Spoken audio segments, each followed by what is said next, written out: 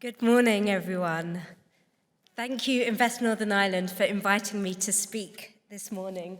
I'm delighted to be here. It's actually my first time in Belfast, and everyone has been very welcoming and friendly so far. And it's also really good to speak to you about Egypt. It's a market I'm passionate about. I think you saw some of the excitement during Alistair Long's video. And if you leave today with three things about the Egyptian market, I think that would be people, renewable energy powerhouse, and an infrastructure boom.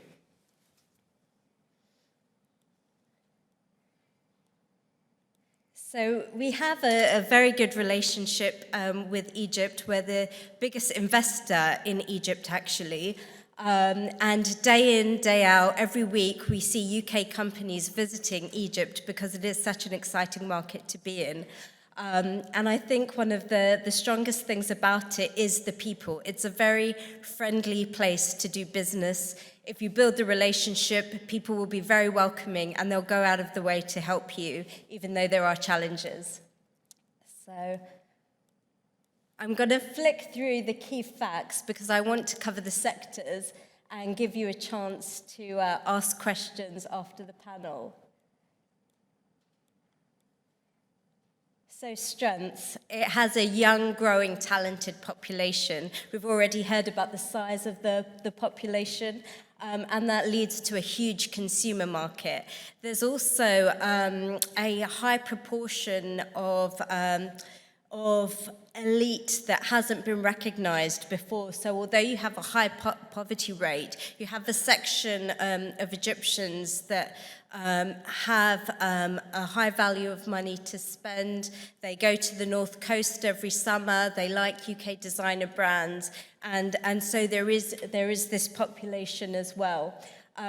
We've heard about the strategic location within the Suez Canal Economic Zone, a route between Asia and Europe. We have now a bilateral trade agreement, meaning that we've transferred a lot of the benefits that we had between Europe and Egypt to the UK, and we have a reasonably developed infrastructure. There's been high investment in roads and transportation, which makes it easier to do business here, particularly when you compare it to other African markets.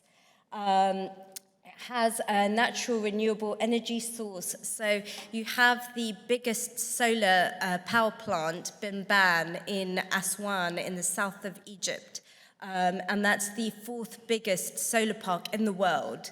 You also have wind infrastructure all down the Suez Canal Economic Zone, right through Zafrana towards Hurghada. You can see the wind turbines, and UK companies have invested in those wind turbines and made money. Similarly, we've invested in the solar power and are seeing returns on investment from that.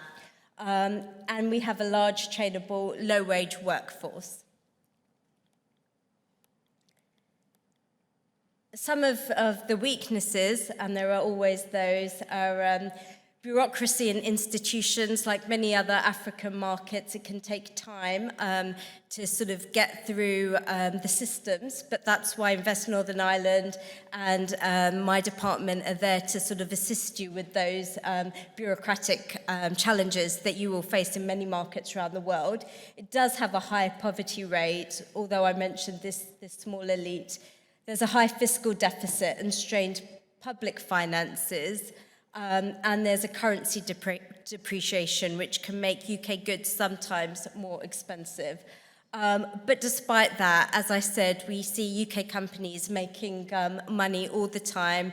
We have Vodafone, HSBC, AstraZeneca, GSK, all based out of Egypt and doing very well. And that's to name many, just a few. So as I mentioned, we see Egypt as a renewable energy powerhouse of the future.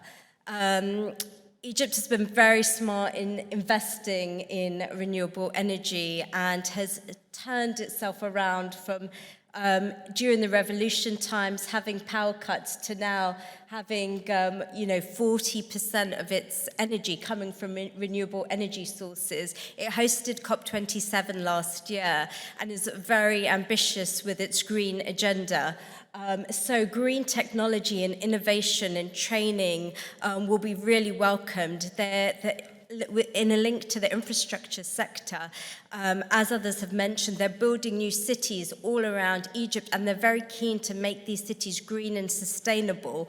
And UK companies that offer consultancy or technology or expertise to help them green those cities will be received very well in Egypt, and can partner with organizations such as Arab Contractors and other big developers such as Orascom, Hassan Alam, Al Saweedi, who have all spoken to us about linking up with businesses to make them more green. And there's green finance, there's green bonds.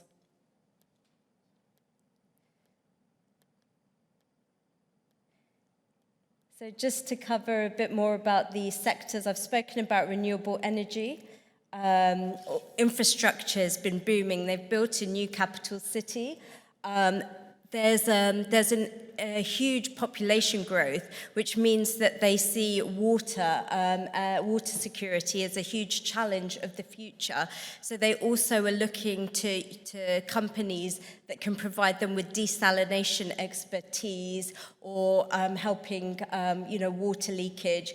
We recently signed a MOU with British Water so that UK companies and hopefully companies from Northern Ireland can help them meet their water security challenges. I've mentioned smart and green cities.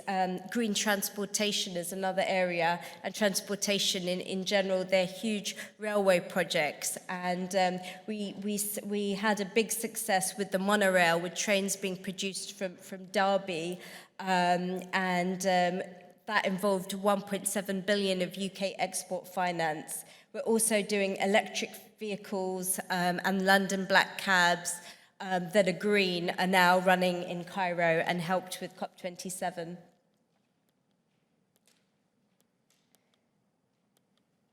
So defense, the army and the military is very strong in Egypt, and they do spend on making sure they have the best new equipment. So we see an opportunity for defense companies in Egypt. And those contracts can be of quite high value. Education, British education and English language is really valued, so we see this as a place where we have competitive edge. There are universities all around Egypt which have UK partnerships, and there are branch campuses that have started. So we have Coventry and Hertfordshire, but we also have English private schools, international schools, and opportunities in technical education. Finally, a huge opportunity in healthcare. Nursing in particular is one of the ones we've identified where hospitals have spoken to us about medical training for nurses, and there are a lot of state hospitals that could be improved, or new hospital equipment. And this is, again, a good opportunity for companies. So those are the biggest sectors that we're seeing opportunities in. And after the panel speaks, I'd be very happy to answer any questions you have on these sectors or others.